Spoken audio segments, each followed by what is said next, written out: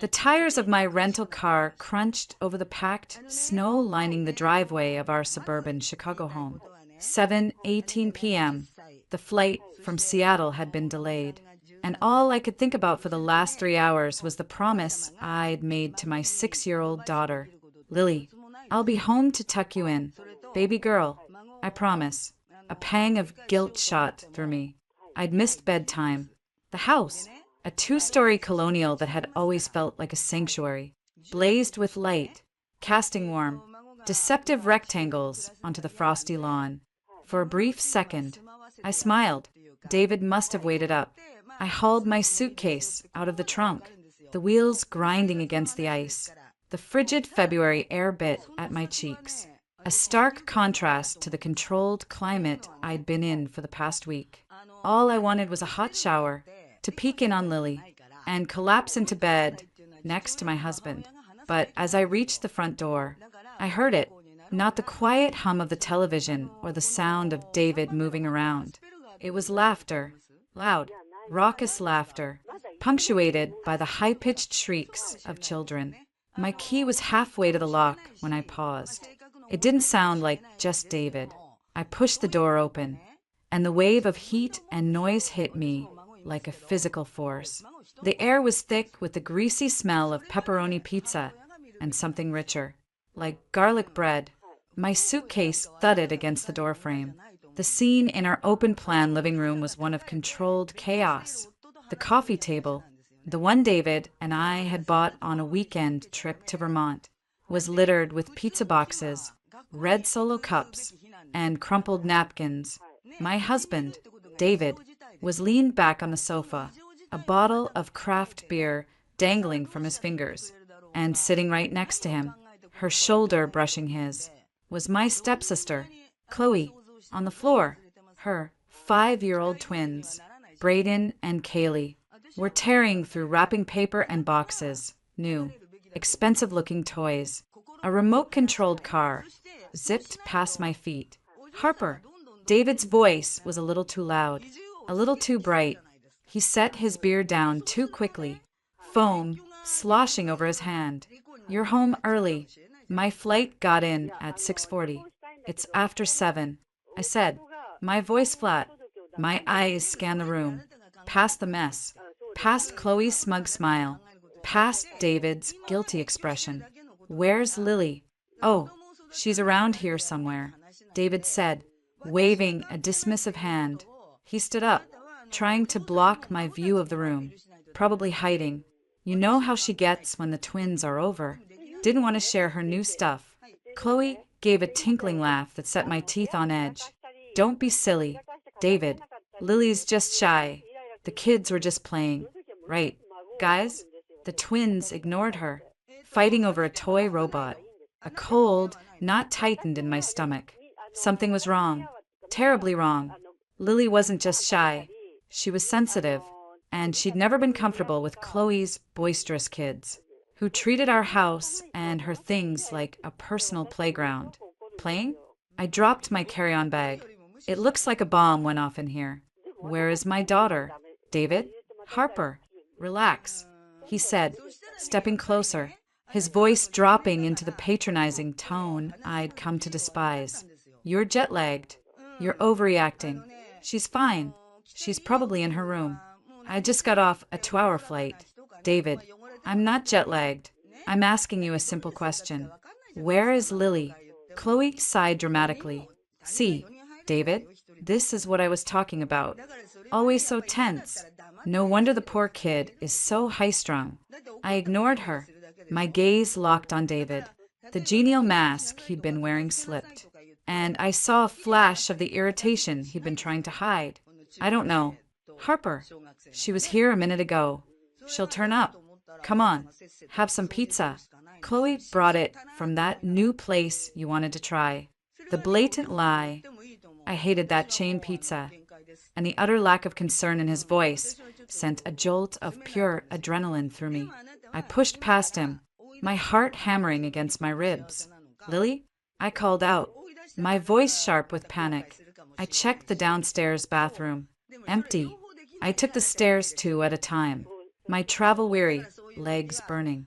Her bedroom was dark, the bed neatly made, her favorite elephant Stuffy sitting propped against the pillows. No sign of her. Harper, for God's sake, David yelled from the bottom of the stairs.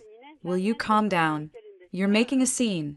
I flew back down the stairs, my mind racing. The garage. She had a little reading nook out there, a tent filled with pillows where she went when she wanted to be alone. I'd always thought it was cute. Now, the thought of it made me sick. I shoved open the door to the laundry room, which led to the internal access garage. The air turned icy. The garage was unheated, and the concrete floor was like a slab of ice. The motion sensor light flickered on, and there she was, curled into a tight ball in the far corner, tucked between a stack of storage bins and the wall. She was wearing only her thin, pink pajamas, the ones with the unicorns on them. Her small shoulders shook with silent sobs. Clutched in her arms, pressed against her face, was the doll I'd given her for her birthday, a custom-made doll with red hair like hers that she'd named Ruby. Lily? My voice was a broken whisper. She looked up. Her face was pale and streaked with tears, her nose bright red. Mommy? She whimpered. In 3 strides, I was across the garage, kneeling on the freezing concrete, gathering her into my arms. She was freezing. How long had she been out here? Baby. Oh, my baby. I'm here. I'm here. I rocked her, rubbing her back, trying to impart some warmth. What are you doing out here? It's so cold. She buried her face in my neck, her cold skin a brand against mine. Braden said it was his turn to play with Ruby. He pulled her hair. Daddy said I had to share. Her words were choked with tears, but I didn't want to. So Aunt Chloe said I was being a selfish brat and needed to cool off. Daddy told me to wait out here until I could learn to play nice. The world narrowed to a single, sharp point of white-hot rage. I saw red. Literally, a haze of it clouded my vision. I stood, lifting Lily as if she weighed nothing. She clung to me, her legs wrapping around my waist. I kicked the garage door open and marched back into the warmth of the house. The contrast between the festive, gluttonous scene in the living room and my shivering, heartbroken child in my arms was obscene. David was back on the couch, laughing at something Chloe had said. He saw me first, and his smile died. What the hell?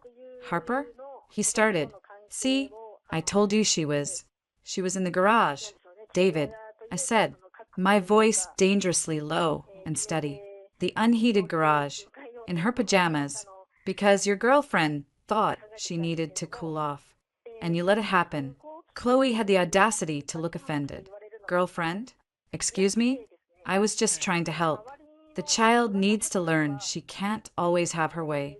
David stood up, his face flushing. Oh, don't be so dramatic.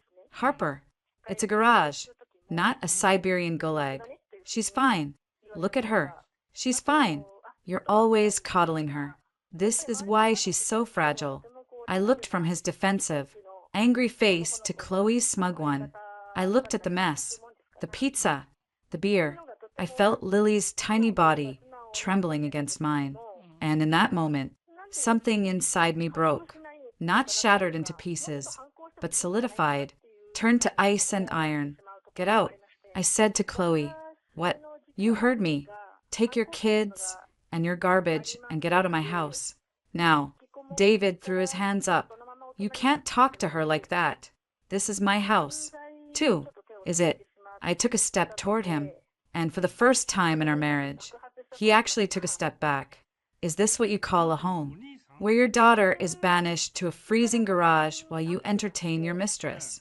She is not my mistress, he shouted, but the denial was weak. Panicked. I don't care what you call her, I said, my voice dropping back to that chilling calm. It ends tonight. All of it. I turned, still holding Lily, and walked to the front door. I yanked it open. Harper, where the hell are you going? David demanded, trailing after me. I didn't look back. I walked out into the cold night, strapped my daughter into her car seat in the rental car, and got in the driver's side. As I backed out of the driveway, I saw David standing in the doorway, silhouetted against the light, his hands on his head. Lily was quiet now, just sucking her thumb and holding Ruby tightly. "Mommy?" Her small voice came from the back seat. "Are we going back?" I met her eyes in the rearview mirror. They were wide, scared, but there was a flicker of hope in them. "No, baby," I said, my voice firm, final. I pulled out my phone, pulled up the contacts, and tapped on the one labeled Michael Robertson, attorney at law. I put the phone to my ear as it rang. "We're never going back." The heater in the hotel room hummed, a constant, low drone that was the only sound competing with Lily's slow, steady breathing. She was finally asleep, curled into a tight ball in the center of the king-sized bed. The no-tell motel, as I'd cynically dubbed at the moment we'd checked in, was a far cry from the Westins and Marriotts I was used to on business trips. But it was clean, it was warm, and, most importantly, it was anonymous. The garish neon sign outside the window cast a pinkish glow across the cheap floral bedspread. But Lily, exhausted from tears and trauma, didn't stir. I sat in a stiff armchair by the window, my phone burning a hole in my hand. David had called 12 times. The screen lit up again. David Mobile. I hit the decline button and set the phone to silent, watching it vibrate with a detached coldness. Each buzz was a reminder of the life I'd just driven away from. It wasn't just anger I felt, it was a profound, bone-deep certainty that I had passed a point of no return. A soft whimper came from the bed. "No, Ruby." I was at her side in an instant. Lily was still asleep, but her face was contorted, her small hands clutching the doll I'd given her. "It's okay, sweetheart," I whispered, smoothing her hair back from her damp forehead. "Mommy's here. Ruby's safe." She settled slightly, her grip on the doll tightening. He pulled her hair. She mumbled, the words slurred with sleep. "Daddy said had to share, but it's mine. Mommy's present." The words, spoken in the vulnerable truth of a dream, were a knife to my heart. It wasn't just about a doll. It was about everything. It was about David's betrayal, his choice to side with Chloe, his blatant disregard for our daughter's feelings and safety. The image of her, small and shivering in that dark garage, was seared behind my eyelids. That was it. The last thread of hesitation snapped. I picked up my phone, walked back to the chair, and scrolled past David's missed calls. I found the number I needed. It was 10:17 p.m. on a Friday night. Most people would consider it an ungodly hour. Michael Robertson wasn't most people. He answered on the second ring, his voice alert and devoid of sleep. "Harper, this is a surprise." He never started with hello. It was always a statement of fact. "Michael, I need you." My voice was raspy. "It's over. With David. I've left." There was a brief pause on the other end, the sound of a pen being set down on a hard surface. "Okay, tell me what happened." The short version. I did. I kept my voice low, my eyes glued to Lily. I told him about walking into the party, the garage, Lily's words, David's dismissal, Chloe's venom. I left nothing out. When I finished, Michael let out a low whistle. "Jesus, Harper, the garage. In this weather, that's gold. That's absolute gold." His clinical, strategic response was a bucket of cold water, and exactly what I needed. This wasn't about heartbreak anymore. It was about warfare. "What do I do?" "Michael, he's called 12 times, and you haven't answered." "Good. Don't. Not a word." "Where are you?" "A motel. The Starlight Inn. Off the I-90. "Is Lily safe?" "Are you safe?" "We're fine. He doesn't know where we are." "Excellent. Listen carefully. Do not, under any circumstances, contact him. Do not respond to texts. Do not engage. He is now the opposition. Every word you say to him will be used against you. He's panicking, which means he's dangerous and stupid. A bad combination. What about the house?" "My things?" "The house can wait. Your immediate priority is establishing a stable environment for Lily away from him. A motel for one night is fine. Tomorrow, you need to find a corporate rental, something month to month. Use your business account, not the joint account. I'll have the temporary restraining order and emergency custody petition filed first thing Monday morning. The garage incident is your cornerstone. We'll also file a motion to freeze all joint assets. I assume you're the primary breadwinner? I've been supporting us for the last 2 years. I said, a fresh wave of bitterness washing over me. Even better, we don't want him draining your accounts to fund his defense or his social life. I'll need you at my office at 8 a.m. Monday. We'll go over everything. Monday? What about tomorrow? He's going to keep calling. He might come looking for me at the office. Or, Harper. Michael's voice was like steel. Let him. His behavior between now and Monday will only help our case. If he shows up at your workplace, you call security and have him escorted out. Document everything. If he sends threatening texts, save them. The more he unravels, the better he looks to a family court judge. Right now, you are a calm, protective mother. He is the man who locked his child in a cold garage. We're going to keep it that way. His words were a strategy, a battle plan. They gave me a purpose beyond the swirling chaos of my emotions. Okay, I can do that. I know you can. Now, try to get some rest. I'll email you a list of what I need from you. We're going to move fast and hard. He won't know what hit him. We hung up. The room was quiet again, save for the hum of the heater and Lily's breathing. I felt a strange sense of calm. The dice had been rolled. There was no going back. My phone lit up again. This time, it wasn't a call, but a string of text messages from David. I watched them pop up on the screen, one after another. David, Harper, this is insane. Come home. We need to talk. David, you can't just take my daughter and disappear. Answer your phone. David, Lily must be terrified. You're being so selfish. David, I'm sorry. Okay, I'm sorry. Chloe was out of line. I was stressed.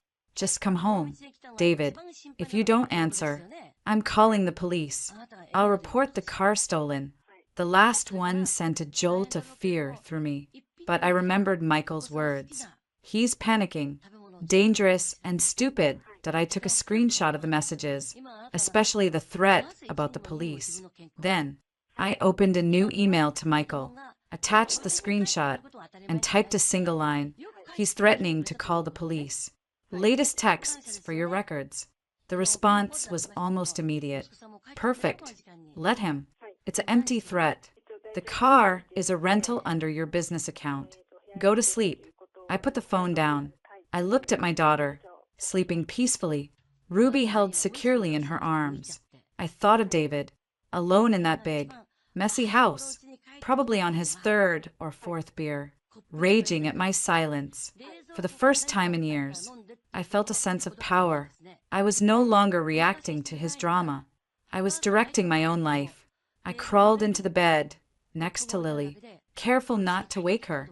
I wrapped my arm around her and stared at the pink neon light bleeding through the curtains. Sleep was a long way off, but for the first time tonight, I knew exactly what I had to do. The game had changed, and for the first time, I was the one making the rules. The morning light slicing through the motel's cheap blinds felt accusatory. I'd maybe slept an hour, my mind racing through a loop of garage doors, David's dismissive face, and Michael's cold, clear instructions. Lily was still asleep, her breathing deep and even. The peace on her face was the only thing keeping me grounded. My phone, face down on the nightstand, was a dark rectangle of anxiety. I knew what was waiting for me. After silencing it last night, I hadn't dared to look, but Michael's strategy required documentation. With a deep breath, I picked it up. The screen lit up with a digital chronicle of David's descent. 12 missed calls had blossomed into 23. The text message thread was a novel of escalating panic and anger. David, 2:14 a.m. I can't believe you're doing this. I'm sitting here going out of my mind with worry. Are you trying to destroy me? David, 3:01 a.m. This is about Chloe, isn't it? It's nothing. You're blowing this so out of proportion. She's your sister. For Christ's sake. David, 4:22 a.m. Please, Harper, just tell me Lily is okay. That's all I want to know. I'm her father. David, 5:55 a.m. Fine, be that way. If you won't talk to me, I'll find you. I'm calling your assistant. Sarah, I'll call everyone at your office. I'll make sure everyone knows what a crazy bitch you're being. My blood ran cold. Then hot, calling my office, involving Sarah, trying to smear me before I could even defend myself. This was exactly the dangerous and stupid behavior Michael had predicted. My fingers itched to type a furious reply, to tell him exactly what I thought of his threats. But I didn't. I took a screenshot of every message and emailed them to Michael with the subject line, "Escalation overnight." Lily stirred, her eyes fluttering open. "Mommy? I'm right here. Baby." I forced a smile, pushing the phone away. "How did you sleep?" "Okay." She sat up, rubbing her eyes. "Is Daddy still mad?" The question was like a punch to the gut. Daddy and we have some grown-up problems to figure out, I said, choosing my words carefully. But you don't need to worry about that. Okay, that's our job. Our job right now is to get some breakfast. What do you say to pancakes? The mention of food, a treat, did its work. A small, tentative smile appeared. With chocolate chips. Absolutely with chocolate chips. We found a diner a few blocks away. The normalcy of it, the clatter of plates, the smell of coffee, the cheerful waitress who called Lily sweetheart was surreal. I kept waiting for David to burst through the door. Every time the bell jingled, my head snapped up. Lily, nestled in the booth with a coloring menu, seemed to be relaxing, but I was a live wire. My phone buzzed on the table. It was Sarah, my assistant. My heart leaped into my throat. He did it. He actually called her. "Sarah, hey." I tried to sound normal. "Harper? Oh, thank God." Her voice was a rushed whisper. "Are you okay?" David just called the main line, absolutely frantic. He said you'd had a mental break, that you'd taken Lily and disappeared, and that I needed to tell him where you were because it was a safety issue. He was intense. I closed my eyes, fury and humiliation warring inside me. "I'm fine. Sarah, Lily is fine. David is lying. He's panicking." I figured, she said, her tone shifting from worried to fiercely protective. I told him I hadn't heard from you and that personal matters weren't my concern. He didn't like that. He said, and I quote, "This is going to look very bad for her in court." He hung up on me. Court. He was already thinking about court. He knew exactly how badly he'd screwed up. "Sarah, listen to me. This is important. I've left him. I've filed for divorce. My lawyer, Michael Robertson, will be in touch with you. David might try to harass you or others in the office. You are to direct any and all of his calls directly to Michael. Do not engage with him. Can you handle that?" "Are you kidding me?" "Of course." I could hear the steel in her voice. "Consider it done. What do you need from me? Just hold down the fort. And thank you." "Sarah." I hung up, my hands trembling. He was already trying to sabotage my professional reputation. The man I'd built a life with was now my enemy, and he was playing dirty. We spent the day in a strange, suspended animation. I found a corporate housing agency and secured a furnished, two-bedroom apartment for a month, paying a premium from my separate business account. We went to a Target and bought essentials, pajamas, a change of clothes for Lily, toiletries, and, most importantly, a new stuffy, a soft gray wolf she named Shadow. It was a distraction, a way to build a new, temporary normal. It was around 4 p.m. as we were unpacking our meager new belongings in the sterile but clean apartment, that my phone rang again. This time, it wasn't David. It was Michael. "It's done. He said without preamble, "What's done?" "The guillotine." I had a process server hand deliver the initial filings to David at your home address about 20 minutes ago. Petition for dissolution of marriage. Request for emergency temporary sole custody. Motion for exclusive use of the marital residence. And my personal favorite, an ex parte motion to freeze joint assets. A shiver ran down my spine. It was one thing to talk about it in a motel room. It was another to know that a stranger had just handed my husband a stack of papers that would detonate his life. How do you know he got them? The process server is very thorough. He confirmed David was home and accepted the documents. He also noted that David's stepsister, Chloe, was present, which is interesting timing, to say the least. Of course she was. The vulture was circling. Now, Michael continued, "We wait for the explosion. Do not answer his call. He'll be calling you any second." He was right. Before Michael had even finished his sentence, my phone started vibrating in my hand. David's name flashing on the screen. I watched it ring. "Let it go to voicemail," Michael instructed, as if he could see me. "I'll call you back in 10 minutes. I want to hear what he has to say." I let the call die. A minute later, a notification popped up. "Voicemail received." My finger hovered over the play button. I was terrified to hear it, but I knew I had to. This was evidence. This was the sound of the opposition. When Michael called back, I put him on speaker. "Okay, play it." I tapped the voicemail. David's voice filled the room, but it wasn't the angry, threatening tone from his texts. It was raw, panicked, almost hysterical. "Harper? Harper, please pick up. Oh my God. These papers, what is this? A divorce? Emergency custody? You're trying to take my daughter away from me? You can't do this. This is insane. We need to talk about this. This is a mistake. Please, just call me back. We can fix this. I'll do anything. I'll get rid of Chloe. Please, call me back. Don't do this to our family. Harper, please." The message ended. There was silence on the line for a moment. Lily, who had been playing with shadow on the carpet, looked up at me, her little forehead wrinkled with concern. "You hear that, Harper?" Michael's voice was calm, almost pleased. "That's the sound of a man who knows he's lost. The anger is gone. Now it's just pure, unadulterated fear. He knows what he did, and he knows we have him. Save that voicemail. The 'get rid of Chloe' line is particularly helpful. He sounds broken," I said, a strange, unwanted pang of pity twisting in my chest. "Good," Michael said, his tone utterly devoid of sympathy. "Let him break. It makes our job easier. Remember the garage. Harper, remember your daughter crying on the cold concrete. Now, get some rest. The fun is just beginning."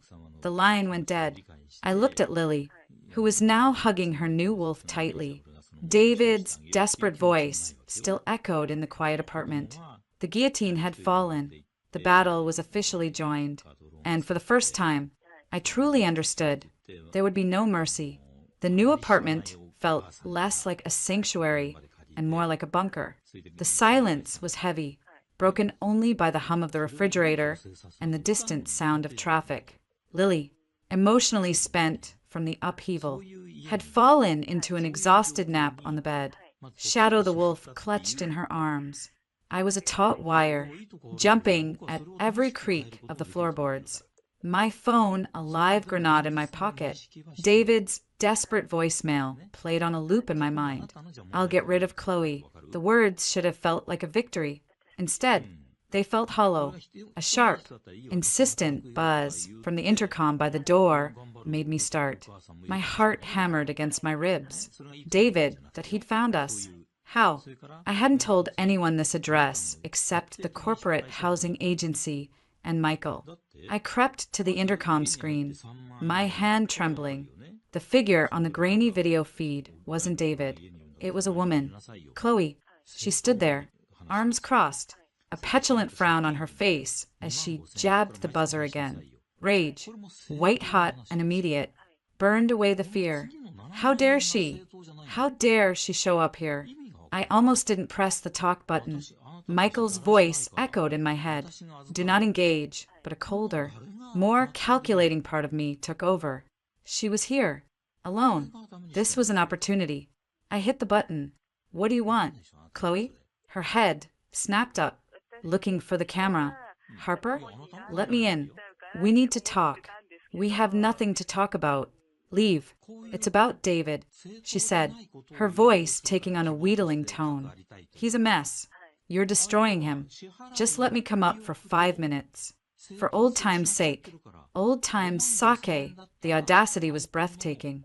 I thought of Lily, asleep in the next room. I thought of the garage. I made a decision. 5 minutes.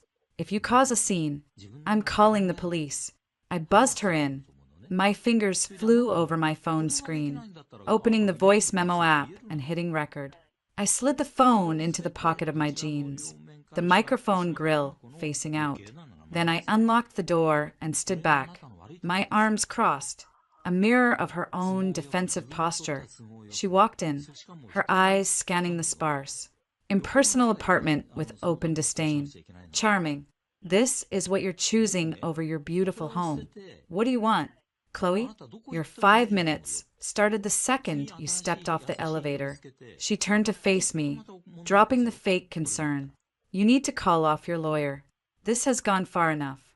Far enough? I let out a harsh laugh. You think banishing my 6-year-old to a freezing garage is far enough? It was just the beginning. Oh, for God's sake, stop being so dramatic. She was fine. David said she was fine.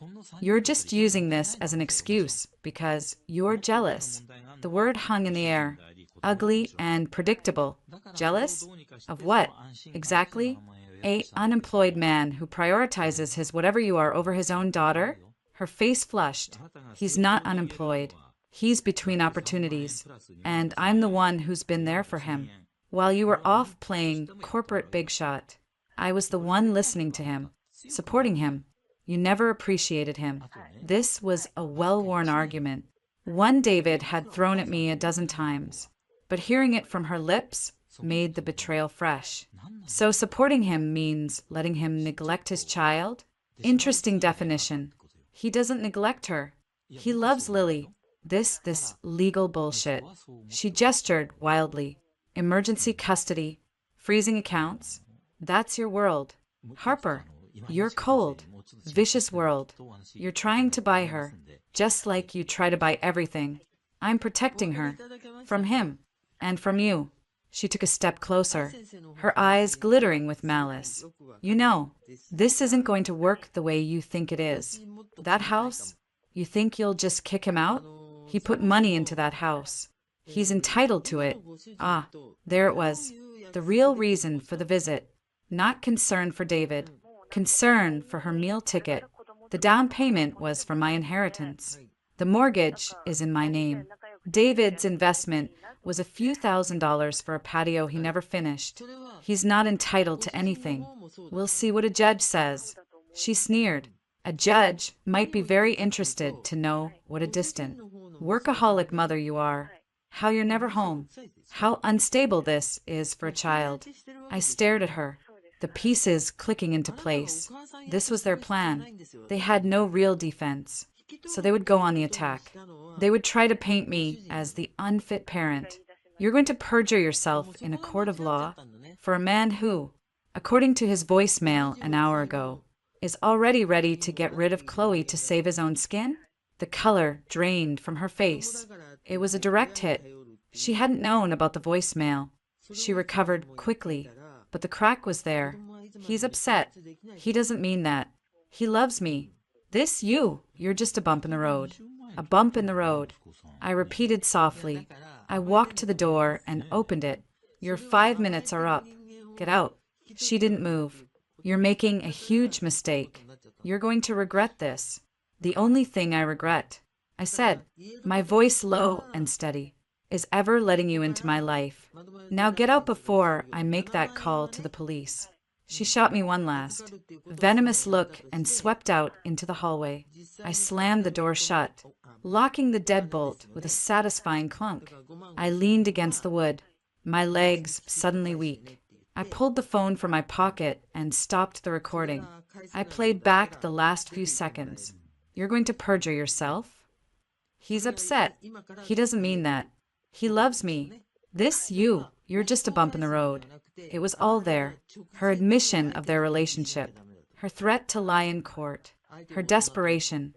It was a goldmine. My phone vibrated. It was Michael. It was as if he had a sixth sense. Harper, everything all right? I took a deep, shuddering breath. Chloe just left. There was a beat of stunned silence. She what? How did she find you? I don't know, but it's okay. A slow smile spread across my face. I got it all. Michael. Every ugly word. She threatened to testify that I'm an unfit mother.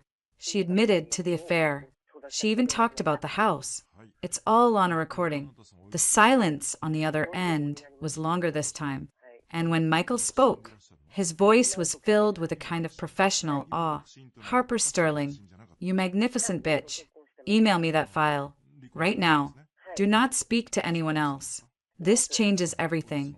I ended the call and looked towards the bedroom where my daughter slept. Safe and warm. Chloe thought she was the viper, coming to poison my resolve. But she had no idea. She'd just handed me the antidote. The high of outmaneuvering Chloe was short-lived, replaced by a gnawing anxiety. How had she found us? The apartment was supposed to be a secret. I double-checked the deadbolt and placed a chair under the doorknob. A pathetic but necessary comfort. Lily slept on, oblivious to the viper that had slithered to our temporary doorstep. My phone buzzed. Not David. Not Michael. The screen flashed. Mom. A cold dread, different from the fear David inspired, settled in my stomach. Eleanor. Of course. The puppet master was pulling the strings. I considered letting it go to voicemail, but avoiding her wouldn't make her go away. It would only make her more determined. I took a steadying breath and answered, moving into the far corner of the living room. Hello, Mother. Harper Elizabeth. Her voice was like chipped ice, sharp and cold. What in God's name have you done now? No, hello. No, how are you? It was always straight to the accusation. I'm fine. Thank you for asking. Lily is safe. We're both doing as well as can be expected. Don't you take that tone with me. She snapped. I just got off the phone with a hysterical David. He says you've left him, taken Lily, and hired some attack dog lawyer to destroy him. He says you're freezing him out of his own accounts. Is this true? I could picture her, sitting ramrod straight in her perfectly appointed living room, her lips pursed in disapproval. David hadn't wasted any time running to Mommy. Her mommy, not mine. Eleanor had never let me forget that Chloe, her biological daughter from her first marriage, held a special place I could never occupy. He left out the part where he locked our daughter in an unheated garage. Mom, did he mention that? Or that he did it because his girlfriend, my stepsister, told him to? There was a brief, telling silence on the other end. She'd known.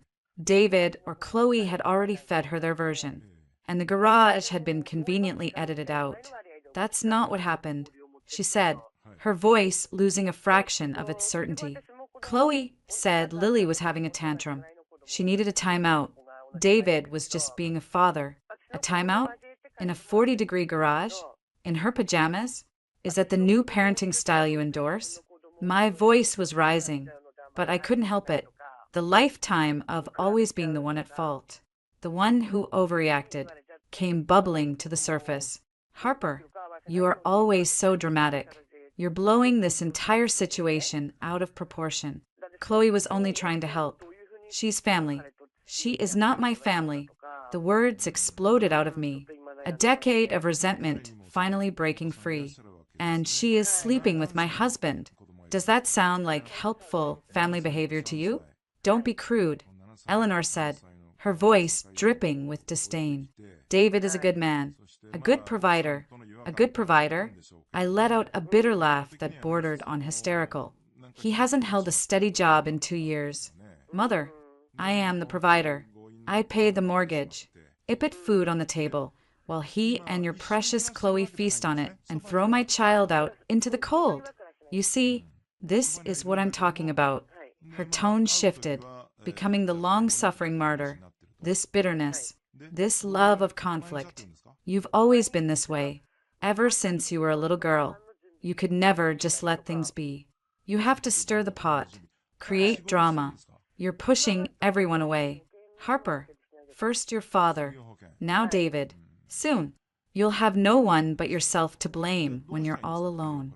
Each word was a carefully aimed dart, hitting its mark with practiced precision.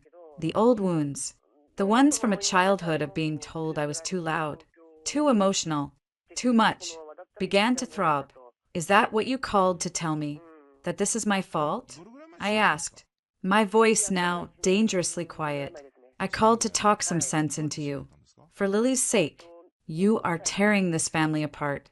You will destroy that child's life with this vendetta.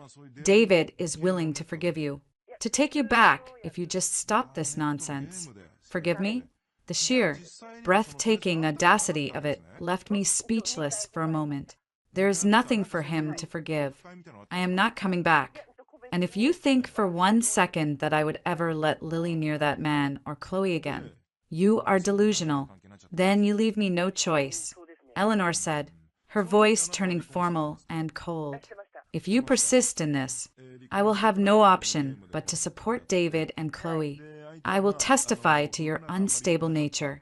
Harper, I will tell the court about your history of erratic behavior. A mother's word carries weight. The threat, spoken aloud, was somehow less shocking than I expected. It was the natural conclusion to a lifetime of choosing Chloe over me. She was finally making it official. You would perjure yourself for them? I asked, a strange calm descending over me, the last thread of hope that my mother might, somehow, be on my side, snapped. I would be telling the truth as I see it. She said stiffly, you are destroying this family. Now, are you going to be reasonable? I looked toward the bedroom where my daughter, my real family, was sleeping. I thought of the recording in my phone, of Chloe's identical threat. The apple didn't fall far from the tree. No, Mother, I said, my voice clear and steady. I'm not going to be reasonable. I'm going to be a mother, something you never learned how to be. Do what you have to do, and I will do the same. I ended the call before she could respond. I didn't slam the phone down. I just set it gently on the counter. The conversation should have devastated me. Instead, I felt clean, purged. The poison had been drawn from the wound. There were no more sides to choose. The lines were drawn, crystal clear. My phone dinged with a text. It was from Sarah, my assistant. Sarah, hey, David just tried to access your office. Security turned him away. He made a huge scene in the lobby, wanted to get into your files. He said he was entitled to marital assets. Just FYI. I smiled a thin, hard smile. Dangerous and stupid, Michael was a prophet. Let them come. Let them all come. My mother with her poison words. David with his bluster. Chloe with her schemes. I had all the evidence I needed. And I had Lily. For the first time, I knew, with absolute certainty, that it was all I would ever need. The confrontation with my mother had left me feeling strangely untethered, but also clear-eyed. The last vestige of familial obligation had been severed. There was no one left to disappoint, no one left to appease. It was a terrifying and liberating feeling. The next 48 hours were a study in surreal tension. We existed in our sterile apartment bubble, living off takeout and the contents of our Target bags. Lily, resilient as children are, began to adapt to our new, smaller world. Her questions about Daddy becoming less frequent. I, on the other hand, felt like a soldier waiting for the first shot of a battle. Michael had my recorded conversation with Chloe, and he was, in his words, orchestrating a symphony of legal hell for David. My job was to wait. David's calls had slowed to a trickle, then stopped altogether. The silence was more unnerving than the barrage. It meant he was regrouping, consulting with whatever low-rent lawyer he'd managed to find. Or, more likely, he was listening to Chloe. It was late afternoon when my phone rang with an unknown number. My first instinct was to ignore it, but something told me to answer. It was Lily's school principal, Ms. Albright. "Mrs. Sterling, I'm so sorry to bother you," she began, her voice laced with concern. "I just wanted to check in. We had a bit of a situation today." My blood went cold. "What kind of situation? Is Lily okay?" I looked over at her, sitting cross-legged on the floor, quietly talking to Shadow and Ruby. She seemed fine. "Oh, Lily is perfectly fine. She's a darling." But her father, Mr. Sterling, he showed up during the lunch hour. He was quite insistent on seeing her. He said it was an emergency, that he had a right to see his daughter. I closed my eyes, a wave of nausea washing over me. He went to her school. He violated the one place that was supposed to be safe and normal for her. "What happened?" I asked, my voice tight. "Our front office staff, God bless them, followed protocol. They know about the sensitive situation," Ms. Albright said delicately. "They told him that without explicit authorization from you, and without it being on the official pickup list, they could not release Lily or even allow a visit." He became quite agitated, raised his voice, said we were alienating him from his child. We eventually had to threaten to call security. He left, but he was very angry. I sank into a chair, my legs weak with a mixture of fury and relief. "Ms. Albright, thank you for protecting her. Of course, it's our primary concern. I've instructed the staff that under no circumstances is Lily to be released to anyone but you or your designated representative, whom we have on file as a Sarah Miller." "Yes, my assistant. That's correct. Very good. We'll be extra vigilant. Mrs. Sterling, please give Lily our best." I hung up, my hands shaking not with fear, but with a cold, hard rage. He had crossed a line I didn't even know could be crossed, using our child as a pawn, terrifying her at school.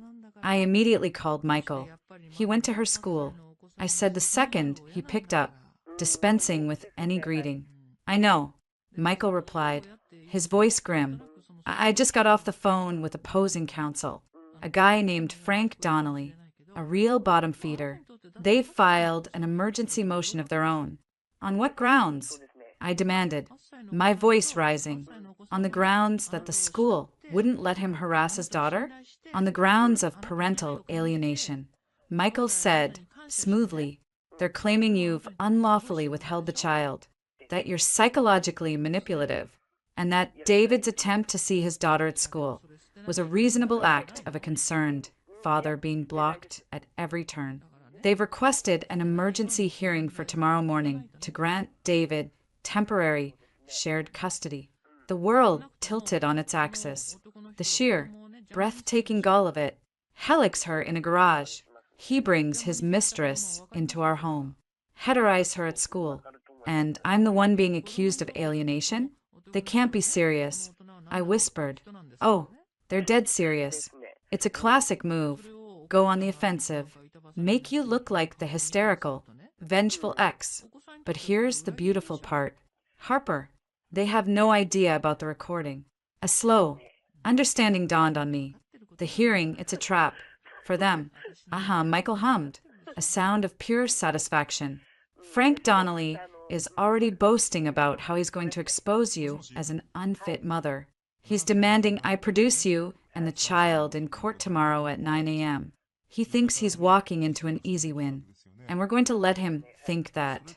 I finished, the cold rage crystallizing into a sharp, focused purpose. "Exactly. You will be there. Calm, collected, dressed for a PDA meeting. Not a court battle. Lily will not be there. We'll get a doctor's note citing anxiety. Let David make a scene. Let his lawyer grandstand. And then, when they've perjured themselves all over the courtroom, talking about what a wonderful, Dedicated Father David is. He let the sentence hang. We play the recording. I said, we play the recording. He confirmed. We show the judge exactly the kind of concerned father David Sterling is. The one who discusses getting rid of his mistress to save his own skin, while said mistress plots to slander you. It's going to be a bloodbath. Are you ready? I looked at my daughter, safe and unaware of the battle being waged over her life. I thought of the cold garage floor. I thought of David's smug face as he told me I was overreacting. More than ready. I said, my voice steady. Let's end this. The Cook County Family Court building was a monument to shattered lives.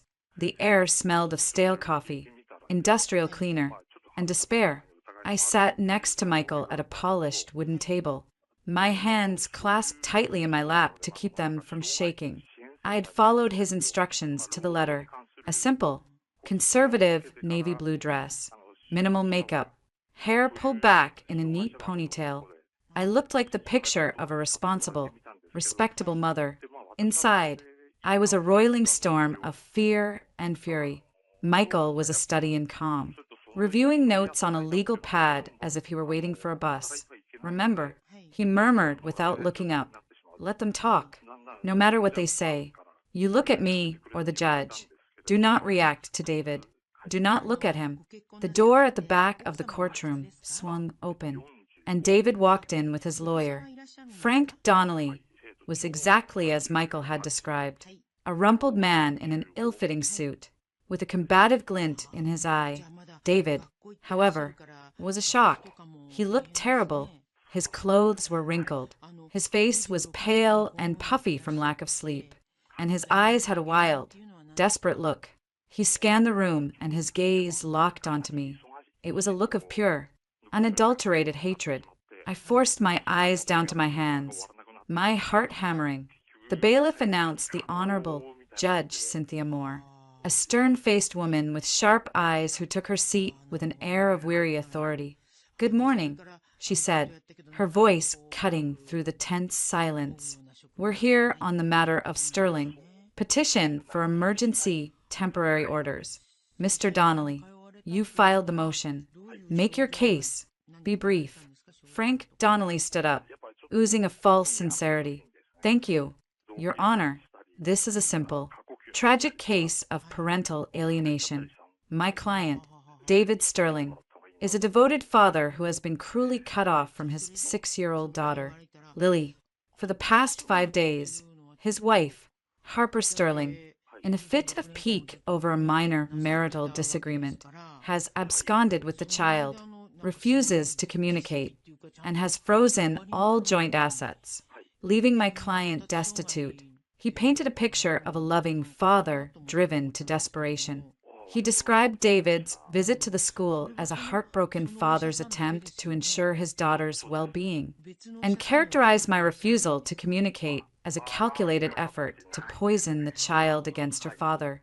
Your Honor, Donnelly continued, his voice swelling with feigned outrage, we are asking for an immediate restoration of shared custody. This woman is unstable. She has taken a happy child from her home and her father for no justifiable reason. We need to restore normalcy for this little girl now. Judge Moore's expression was unreadable. She turned to Michael. Mr. Robertson, a fit of pique seems like an understatement for this level of legal action. What's the real story? Michael rose smoothly. The real story, Your Honor, is not a minor marital disagreement. It is one of neglect and endangerment. He spoke calmly. Factually, 5 days ago, my client returned from a business trip to find her home occupied by her husband and his paramour, who also happens to be my client's stepsister, Chloe Evans. Their daughter, Lily, was not present. My client found her locked in the family's unheated garage in 40-degree weather, crying and shivering in her pajamas. A flicker of something disapproval crossed the judge's face. David shifted uncomfortably in his seat. Mr. Sterling and Ms. Evans had banished the child as a punishment for not sharing a toy. Michael continued. When confronted, Mr. Sterling told my client she was overreacting, fearing for her daughter's immediate safety and emotional well-being. Ms. Sterling removed the child from a toxic and dangerous environment. Her actions are those of a protective mother, not a vengeful wife. Donnelly shot to his feet. Objection. Embellishment. There was no locking in the garage. The child was given a timeout. My client was parenting. This wasn't parenting. Your Honor, it was endangerment. Michael countered, his voice hardening. And it speaks to a pattern of poor judgment that includes my client's husband carrying on an affair with a close relative under the same roof as their child. The judge held up a hand. Mr. Donnelly, you'll get your turn. Mr. Robertson, do you have any evidence to support these serious allegations? Beyond your client's testimony? This was it. The trap was set. Michael turned slightly, his gaze sweeping over David and his lawyer. We do, Your Honor. But first, I'd like to give Mr. Sterling an opportunity to speak to his character as a devoted father. Perhaps he'd like to tell the court, under oath, about his relationship with Chloe Evans and his state of mind regarding his daughter. It was a masterstroke. Michael was offering them the rope, and they eagerly grabbed it. Donnelly puffed out his chest. My client would be happy to. David was sworn in. Under Donnelly's prompting, he launched into a rehearsed speech. He talked about how much he loved Lily, how the garage incident was a misunderstanding, how he was a hands-on father. He claimed Chloe was just a friend who was trying to help. He painted me as a distant workaholic who was using Lily as a weapon. And when she refused to let me see my own daughter, I was desperate, David said, his voice cracking with what sounded like real emotion. Going to her school was a mistake. I see that now, but I was out of my mind with worry. She's my little girl. He was good. If I didn't know better, I might have believed him. Donnelly sat down, looking pleased. Your Honor, you can see the genuine distress of a loving father. Judge Moore nodded slowly. Mr. Robertson? Cross-examination? Michael stood and approached the witness stand. He was quiet for a moment, letting the silence stretch. Mr. Sterling, you testified that Chloe Evans is just a friend. Is that correct? Yes, David said, a little too quickly. And you testified that you want nothing more than to reunite with your daughter and restore your family. Of course. Michael picked up a remote control. Your Honor, with the court's permission, I'd like to play a recording made 2 days ago. It features a conversation between my client and Chloe Evans. David's face went sheet white. Donnelly leaped to his feet. Objection! This is a trap. This is entrapment. The witness wasn't present for this conversation. The witness testified under oath about the nature of his relationship with Ms. Evans. Michael said coolly, this recording is directly relevant to impeach that testimony. Ms. Evans is his cohabitant and alleged paramour. Her statements are admissible. Judge Moore's eyes narrowed. I'll allow it. Proceed. Michael pressed play. Chloe's voice, sharp and venomous, filled the quiet courtroom. You need to call off your lawyer. This has gone far enough. Oh, for God's sake, stop being so dramatic. She was fine. David said she was fine. You're just using this as an excuse because you're jealous. He's not unemployed. He's between opportunities, and I'm the one who's been there for him. While you were off playing corporate big shot, I watched David as he listened. The color drained from his face, replaced by a sickly gray pallor. He looked like a man watching his own execution. Then came the crucial part. We'll see what a judge says. A judge might be very interested to know what a distant, workaholic mother you are. You're going to regret this. Michael paused the recording. The courtroom was utterly silent. He looked at David, who seemed to have shrunk in the witness chair. Mr. Sterling, Michael said, his voice deceptively soft. Does that sound like the voice of just a friend? Or does it sound like the voice of your lover, plotting with you to slander your wife in a custody battle? David opened his mouth, but no sound came out. And when Ms. Evans said, David said she was fine. Was she lying? Or were you, in fact, dismissive of your daughter's welfare? Objection, Donnelly yelled. But it was weak, pathetic, withdrawn. Michael said, smoothly. He turned to the judge. Your Honor, we have evidence of perjury, witness tampering, and a conspiracy to defame my client. We also have a voicemail from Mr. Sterling himself, in which he states, and I quote, I'll get rid of Chloe. This is not the portrait of a devoted father. This is the portrait of a man who sees his child as a possession and his wife as an obstacle. He didn't need to say more. The damage was done. Judge Moore's face was like granite. She looked at David with pure contempt. Mr. Sterling, you have not only perjured yourself in my courtroom, but you have demonstrated a shocking lack of judgment and concern for your child's welfare. She turned to Michael. Mr. Robertson, the petition for emergency shared custody is denied. I am granting your client sole, temporary legal, and physical custody. Mr. Sterling's visitation rights will be suspended pending a full psychological evaluation. Furthermore, I am issuing a temporary restraining order, prohibiting Mr. Sterling from contacting the petitioner or the child, and from coming within 500 feet of the child's home, school, or person. She brought the gavel down. The sound was as final as a gunshot. David stared ahead, his eyes wide with shock, his life dismantled in a matter of minutes. As the bailiff approached to escort him from the witness stand, he finally found his voice. A broken whisper meant only for me. Harper, what have you done? I met his gaze for the first time. I didn't say a word. I just looked at him, letting him see the cold, unforgiving truth in my eyes. Then I turned and followed Michael out of the courtroom. The battle was over. We had won, but the war for our future was just beginning. The gavel's echo seemed to follow us out of the courtroom. A definitive period on the sentence. Judge Moore had just passed on David's life. The heavy oak door swung shut behind us, muffling the chaotic sounds from within. Donnelly's sputtering protests, the low murmur of the bailiff, and David's stunned silence.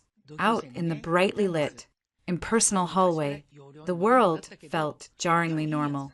Michael placed a steadying hand on my elbow. His touch was professional, not comforting. Don't look back.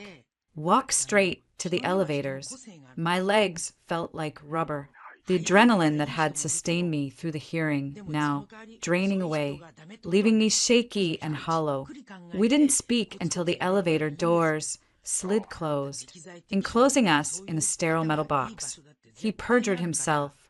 I whispered, the reality of it hitting me.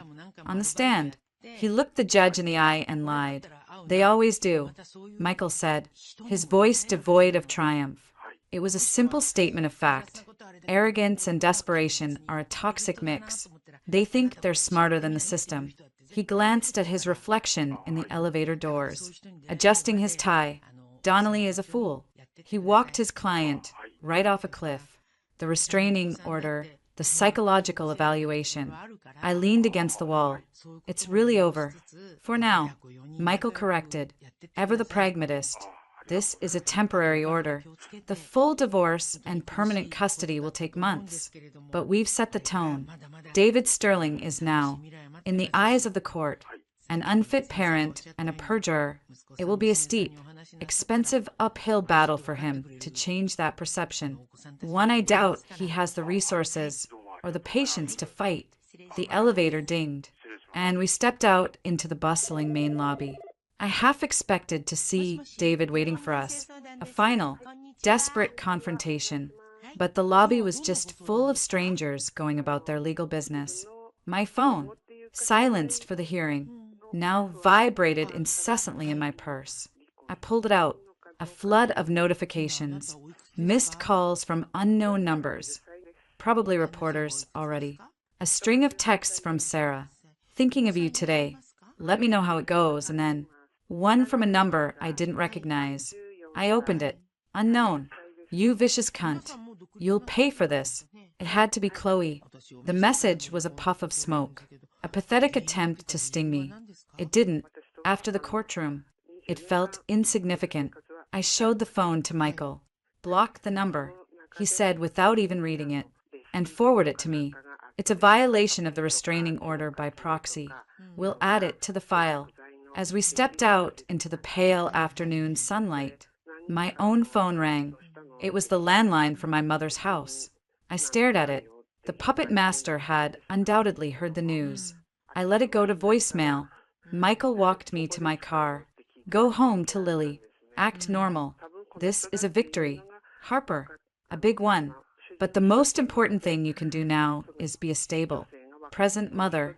The court will appoint a guardian ad litem to represent Lily's interests. Your behavior from this point forward is just as important as what happened in there. He nodded toward the courthouse. I know, I said, unlocking the car. Thank you, Michael, for everything. It's what you pay me for, he said with a thin smile. Now go. I'll call you tomorrow after I've spoken with Donnelly. I expect a settlement offer by the end of the week. I drove back to the apartment in a daze. The city looked the same, but I felt fundamentally altered. I had stood in a court of law and called my husband a liar and an unfit father, and the judge had believed me. When I opened the apartment door, the smell of macaroni and cheese greeted me. Sarah was sitting at the small table with Lily, who had a ring of orange sauce around her mouth. Mommy! Lily scrambled down from her chair and ran to me, wrapping her arms around my legs. I knelt down, holding her tight, breathing in the simple, clean scent of her shampoo. This was what it was all about. How did it go? Sarah asked, her eyes wide with anticipation. I looked at her over Lily's shoulder. We won. Full temporary custody, a restraining order. Sarah's hand flew to her mouth. Oh, thank God. She came over and hugged us both. I'm so happy for you. Harper. After Sarah left, I gave Lily a bath and put her to bed early. The emotional weight of the day finally catching up with her. As I read her a story, my phone buzzed on the nightstand. Another unknown number. And then another. And another. They came in rapid succession. A staccato burst of rage. Unknown. You ruined my life. Unknown. I hope you're happy. Unknown. She's my daughter too. You selfish bitch. Unknown. You'll never keep me from her. Never. David. He'd gotten a new number. The texts were unhinged. A frantic pounding against the wall I had built. They were no longer threats, but the screams of a man who knew he had lost. I didn't feel fear. I felt a profound, weary pity. I took screenshots of each one and emailed them to Michael without a word. The system would handle him now. I sat in the quiet living room, the only light coming from the city, outside the window. The silence in the apartment was no longer threatening. It was peaceful. It was ours. A final text came through. It was from my mother, Eleanor.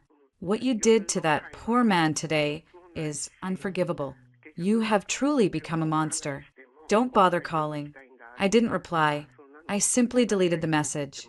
The poison well had finally run dry. The war wasn't over. There would be paperwork and negotiations and a final divorce decree.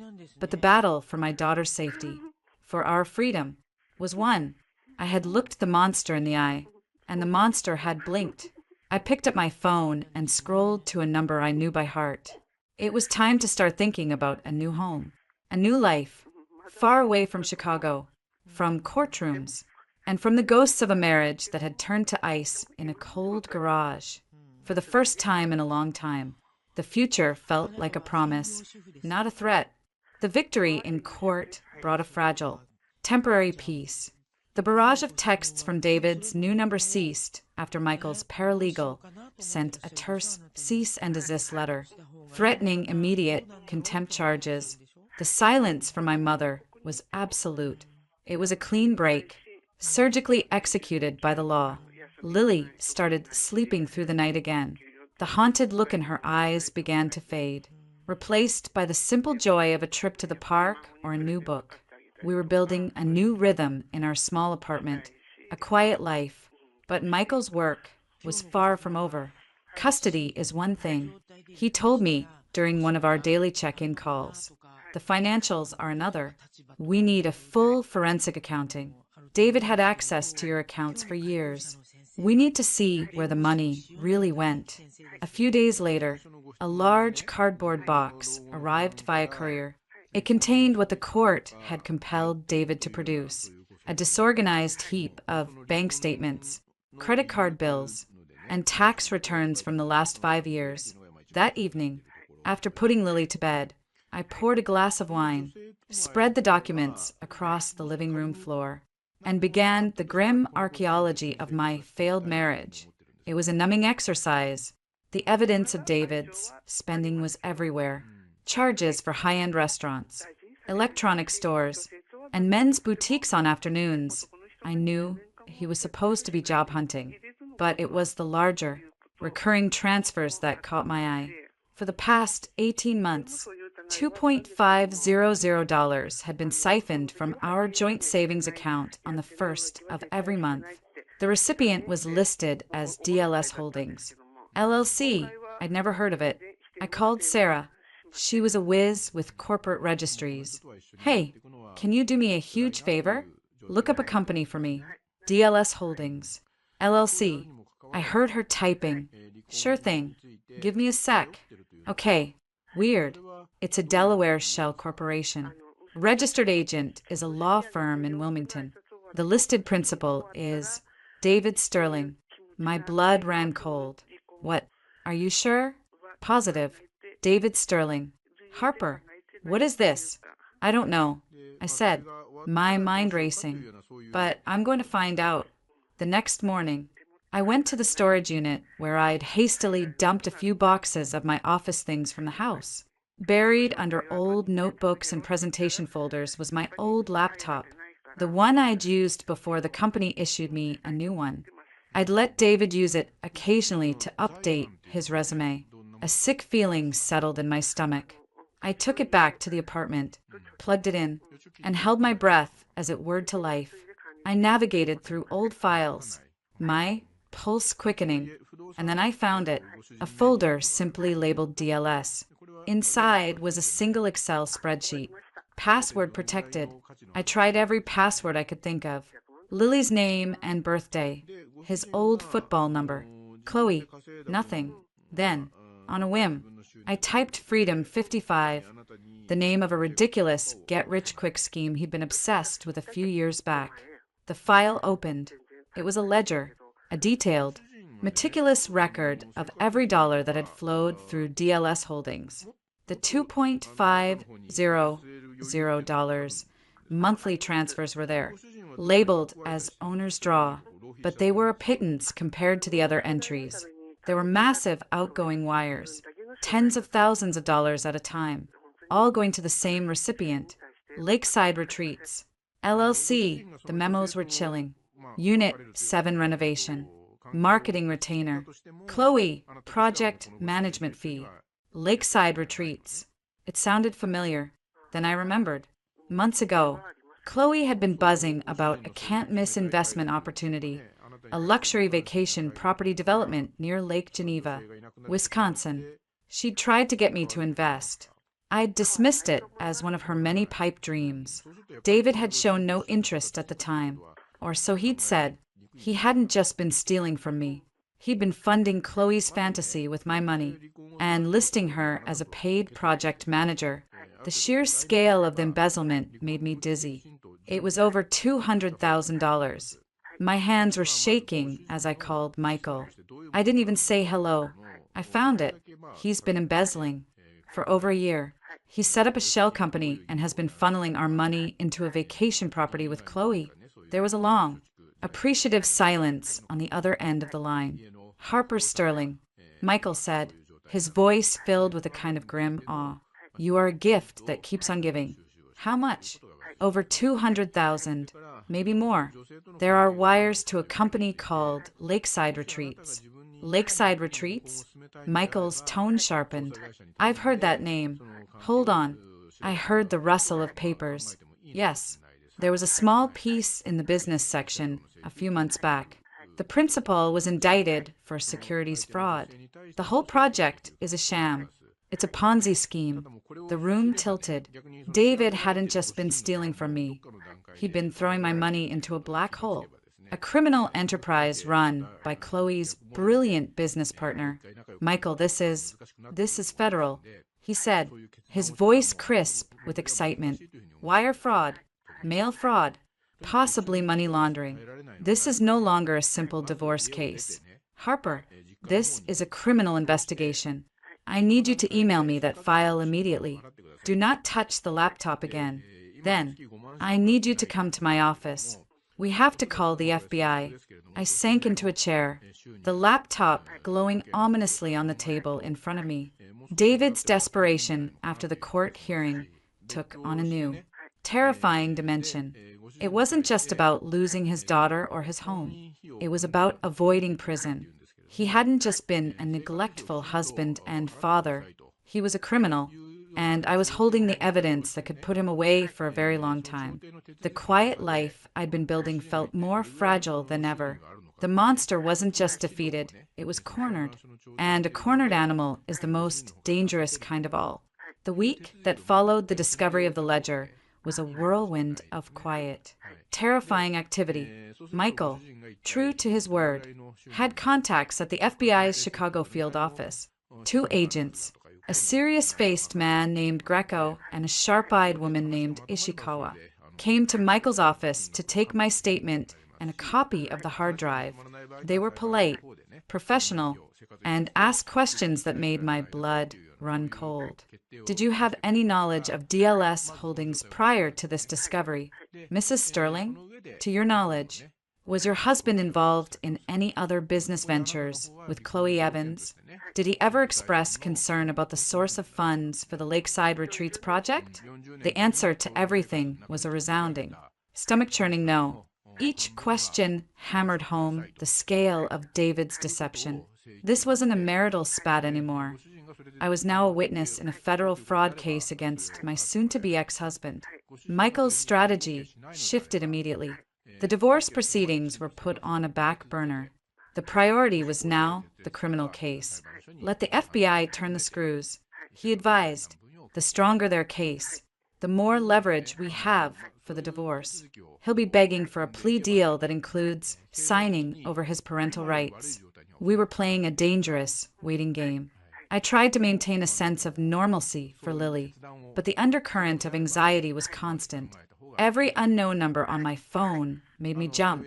I found myself checking the locks 3 times before bed. It was a rainy Thursday evening when the call came, not from the FBI or Michael. The number was blocked. I almost didn't answer, but a morbid curiosity, a need to hear the voice of the man I was helping to bury, made me press the green button. Hello, Harper. It was David. His voice was ragged, stripped of the hysterical anger from before.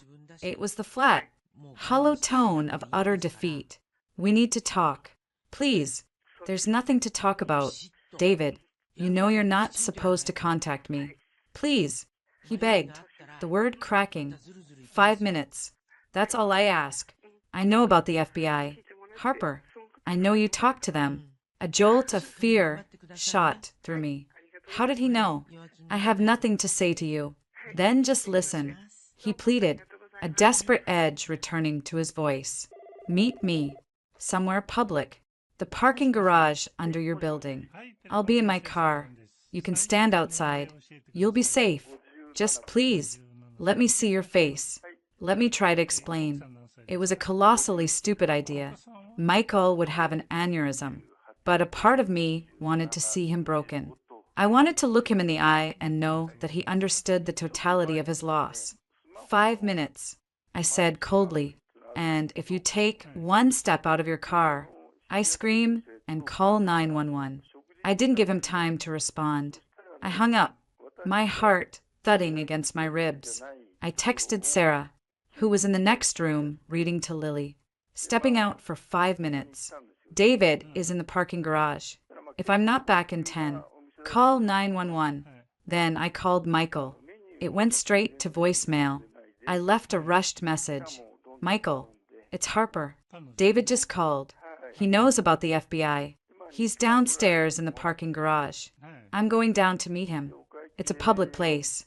I'll be safe. I need to do this. I took the elevator down to the P1 level. The garage was poorly lit, smelling of damp concrete and car exhaust. It was mostly empty at this hour. I saw his beat-up sedan parked in a far corner, away from the security cameras. My senses were on high alert. I stayed near the elevator bank, my phone clutched in my hand, my thumb hovering over Sarah's contact.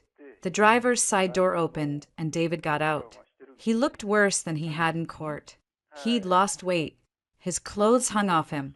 He didn't approach, just leaned against the car, his hands shoved in his pockets. "Thank you for coming down," he said, his voice echoing in the cavernous space. "What do you want, David? Your 5 minutes have started. I'm ruined."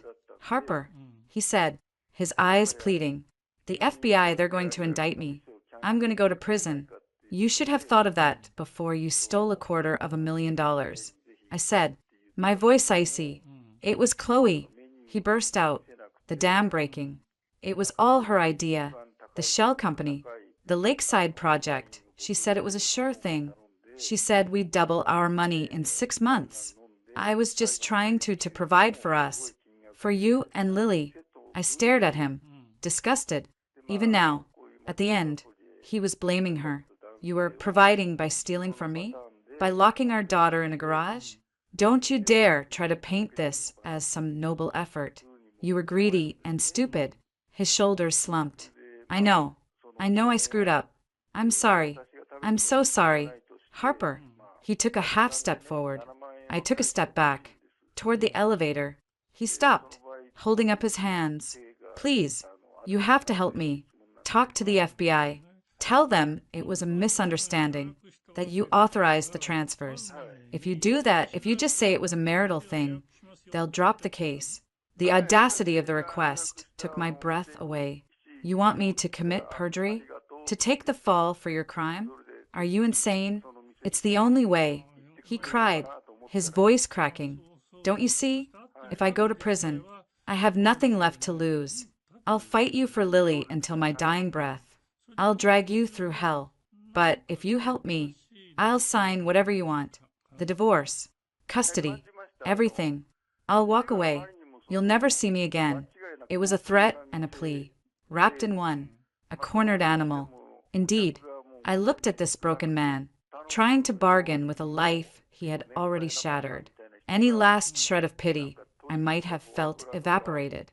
"There's nothing you can threaten me with that's worse than what you've already done," I said, my voice low and steady. "I'm not saving you, David. I'm saving Lily from having a felon for a father." His face crumpled. The last flicker of hope died in his eyes. "So that's it? You're just going to destroy me? You did that all by yourself," I said. I turned and pressed the elevator button. "Harper, wait," he called out, his voice desperate. I didn't turn around. The elevator doors dinged open. I stepped inside and pressed the button for my floor. As the door slid shut, I saw him still standing there, a solitary figure in the half-light, finally and completely alone. Back in the apartment, I locked the door and leaned against it, my legs sulking. Sarah looked up from the couch, her face full of question. I took a deep breath. "It's over," I said, and for the first time, I truly believed it. The encounter in the parking garage left me with a cold, clear certainty. David was no longer a threat. He was a ghost, already dead and buried by his own actions. The fear was gone, replaced by a grim determination to see this through to the very end. I relayed the entire conversation to Michael the next morning. "He's desperate," Michael said, a note of satisfaction in his voice. "The offer to drop the custody fight in exchange for perjury is extortion. We'll add it to the file. The FBI will be very interested. How are you holding up?" "I'm fine," I said, and for the first time, it was true. "What's next?" "The FBI is moving quickly. They've subpoenaed the bank records for DLS Holdings and Lakeside Retreats. I expect indictments any day now. A week passed in an eerie calm. I focused on Lily, on finding a new house, on building the scaffolding of our new life. I was in a meeting with a realtor, discussing the merits of a school district in a quiet suburb, when my phone buzzed. It was Sarah. I excused myself and stepped into the hallway. Harper, turn on the news. Any channel. Now. My heart skipped a beat. I found a waiting area with a television mounted on the wall. The screen showed a live shot outside a nondescript office building. The cheer-in at the bottom of the screen read, FBI raids local real estate office. Fraud investigation. The reporter was speaking into the camera. Agents executed a search warrant this morning at the offices of Lakeside Retreats here in Oak Brook.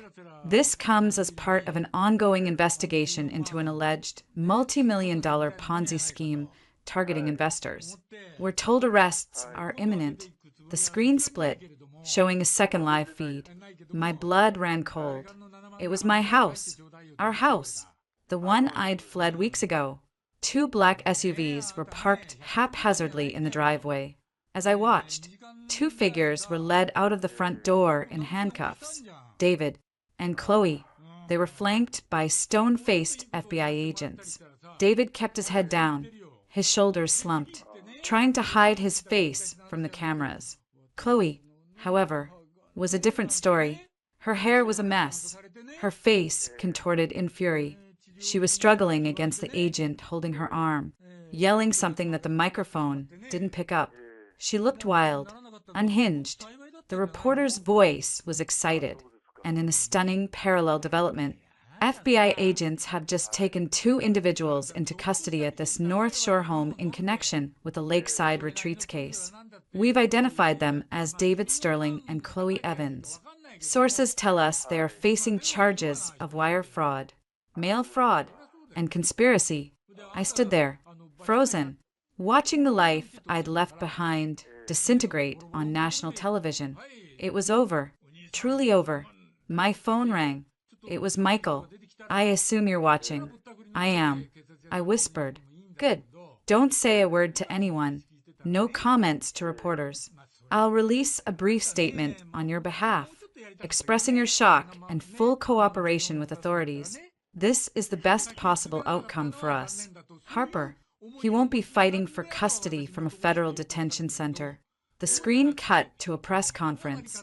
The U.S. Attorney for the Northern District of Illinois stood at a podium, flanked by agents Greco and Ishikawa. A sophisticated scheme to defraud investors of over $5 million. The attorney was saying, the defendants used a web of shell companies, including one called DLS Holdings, to launder funds and create an illusion of legitimacy. Then, the hammer blow. Furthermore, the attorney continued, we have evidence that the lead defendant, David Sterling, embezzled over $200,000 from his spouse to fund this fraudulent enterprise, all while conspiring with his co-defendant, Chloe Evans, to conceal the theft. I turned off the TV. I didn't need to see any more. The fallout was swift and absolute. David and Chloe were denied bail, deemed flight risks. Their mugshots, David's hollow-eyed and defeated, Chloe's snarling and defiant, were splashed across every local news site. The story had everything: sex, betrayal, and financial crime. A few days later, I was served with new divorce papers. They were from David's new lawyer, a weary-looking public defender. The documents were a complete surrender. David waived his right to any spousal support. He agreed to the terms of the restraining order without contest. And on the line for child custody, he had simply written, petitioner requests that respondent be granted sole legal and physical custody. There was no fight left in him. He had given up. The final hearing for the dissolution of our marriage was a brief, administrative affair. David appeared via grainy video feed from the county jail. He wore an orange jumpsuit. He never looked at the camera. When the judge asked if he agreed to the terms, he mumbled, "Yes, Your Honor." It took less than 5 minutes. The gavel came down. I was free. I walked out of the courthouse into the bright sunlight. Michael was by my side. "It's done," he said. "It's done," I echoed. He handed me a business card. The Guardian ad litem for Lily. She'd like to schedule a home visit next week. It's a formality. She just needs to see that Lily is in a safe, stable environment. I took the card. A home visit. I thought of the sterile corporate apartment. It was safe, but it wasn't a home. It was time to build one. I drove to Lily's school to pick her up. She ran out of her classroom, her backpack bouncing, a painting clutched in her hand. "Mommy, look what I made." I knelt down and hugged her tight, breathing her in. The past few weeks fell away. This was all that mattered. "It's beautiful, baby," I said, my voice thick with emotion. "How would you like to go look at new houses this weekend?" Real houses, with a backyard. Her eyes widened. "A backyard? For a swing set?" "For a swing set," I promised. Taking her hand, we walked to the car together. The future was no longer something to be feared. It was a blank page, and for the first time in a very long time, I couldn't wait to start writing. 6 months have passed. The gray waters of Puget Sound stretched to the horizon, a vast expanse of silver under a soft, cloudy sky. I stood on the deck of our new home, a modern cedar and glass house perched on a bluff just outside Seattle. The air smelled of salt and pine, a clean, new smell that had already come to mean peace. Through the sliding glass doors, I could see Lily, her hair even redder in the warm light of the living room, showing her grandmother, my father's wife, Marie, how to properly arrange her new collection of stuffed animals on the window seat. Marie had flown in for the week, a quiet, steady presence who had become an unexpected anchor in the storm. The move from Chicago had been a cleansing fire. We'd sold the house, the site of so much betrayal, to a young family, the wife heavily pregnant, her face full of hope as she toured the rooms we were so desperate to leave behind. The proceeds, after paying off the mortgage and David's debts, were enough for a healthy down payment here. We'd brought only what we needed: our clothes, Lily's toys, a few pieces of art that held good memories. The rest, the ghosts of a life with David, we'd sold or donated. It was a severance, absolute and final. My phone buzzed on the railing. It was an email from Michael. The subject line was, "Sterling versus Sterling, final decree." Attached was the scanned copy of the judge's signed order. I skimmed the legalese. It was official. The marriage was dissolved. I had full legal and physical custody. David's parental rights were terminated, contingent on his guilty plea and the sentencing agreement he'd taken to avoid a trial. He would be a name on a birth certificate. Nothing more. I felt nothing. Not triumph, not sadness. It was a bureaucratic formality, the period at the end of a long, painful sentence. A week later, a different letter arrived, this one on heavy, official stationery. The return address was a federal correctional institution. I held it for a long moment, the paper thick and unforgiving in my hands. I didn't need to open it to know who it was from. I thought about throwing it away, unread, but a part of me needed the finality. I slit the envelope open. The handwriting was shaky, unfamiliar. "Harper, I'm not sure why I'm writing this. Maybe because there's no one else left. Chloe testified against me, said it was all my idea. I got 10 years. She got 3, for cooperation. I think about Lily every day. I hope you'll tell her someday that I'm sorry, that I loved her, in my own messed up way. I know that doesn't mean anything now. This place, it gives you a lot of time to think. I think about that night in the garage. I think about the look on your face when you came back. I was so angry at you for so long, but now I know I was just angry at myself. I threw everything away. For what? For nothing. You were always too good for me. I guess you finally figured that out. I don't expect a reply. Don't write back. There's nothing left to say, David. I read it once. Then I folded it neatly, slid it back into the envelope, and walked into the kitchen. I lit a match and held it to the corner of the paper, dropping it into the stainless steel sink. I watched the flames consume his words, his apologies, his self-pity. They turned to black ash, and I washed them down the drain. It was the only reply he would ever get. The past was ash. The future was now. A month later, I stood at a podium in a sleek, downtown Seattle conference center. The room was full of women, many of them looking as I once had, tired, scared, but with a determined glint in their eyes. It was the launch gala for the Lilly Foundation, a nonprofit I'd founded to provide legal aid and support to women and children escaping abusive situations. I adjusted the microphone. 6 months ago, I began, my voice clear and steady in the hushed room. My daughter was crying on a cold garage floor, and I thought my life was over. I thought I had failed her. But I've learned that a broken trust isn't the end of the story. It's the beginning of a new one. A story where we get to decide what happens next. I spoke about the isolation, the financial control, the emotional manipulation that so often traps women. I spoke about the labyrinth of the legal system. And I spoke about the incredible power of finding your own voice, your own strength. We can't change the past, I said, my eyes finding Lily, sitting in the front row next to Marie, swinging her legs and listening intently. But we can build a new future, a future where our children feel safe, a future where we are the architects of our own lives. It starts with a single step. It starts with believing that you and your children are worth fighting for. The applause was thunderous. Afterward, women lined up to speak to me, their stories both heartbreaking and inspiring. I saw myself in their eyes, and I knew that the pain I'd endured had a purpose. It had led me here.